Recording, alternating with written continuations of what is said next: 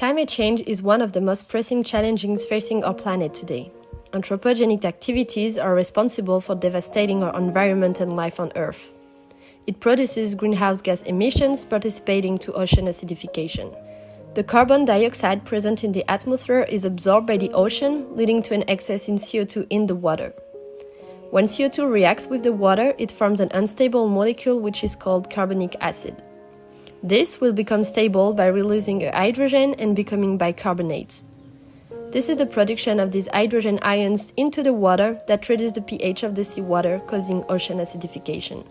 The hydrogen ions are responsible for spelling trouble for marine organisms such as corals and mollusks that use the carbon carbonate to build their skeleton structure.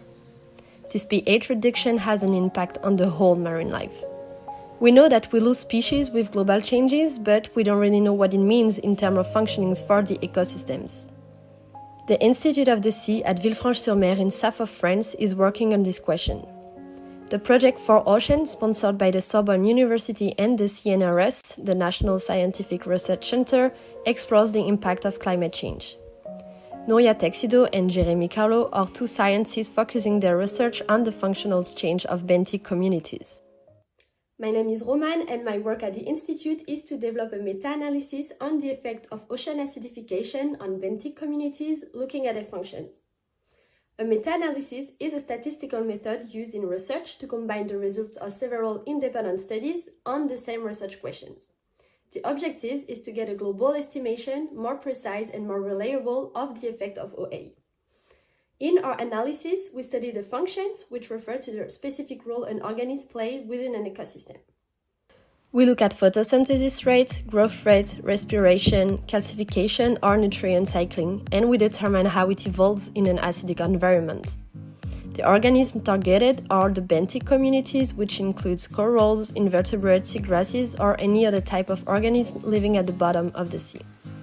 The particularity of our work is that we focus our analysis on studies realized on natural analogs. Those are natural acidified environments found all over the world.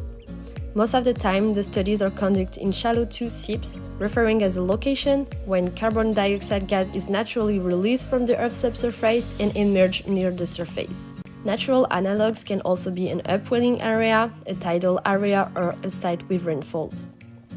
Our first results gave us some qualitative data. The most represented function in literature is calcification. It's the outcome that we could consider the most impacting for marine life. The literature showed us that the most of the data are found in Papua New Guinea or Italy, and the taxonomy group the most studied is coral. Looking at the data, we suggest that there is a true difference of the functions between the organisms living in an acidic environment compared to those living in normal conditions. However, we need to quantify this difference to understand to what extent ocean acidification impacts marine life and what the future holds for these organisms if our CO2 emissions don't decrease. This is why it is crucial to continue this work. This project provides for the future intern an enriching experience as it gives keys to conduct marine research in a world we need to protect. I would highly recommend this Immersion project because it offers a quality working environment and gives a complete aspect of research.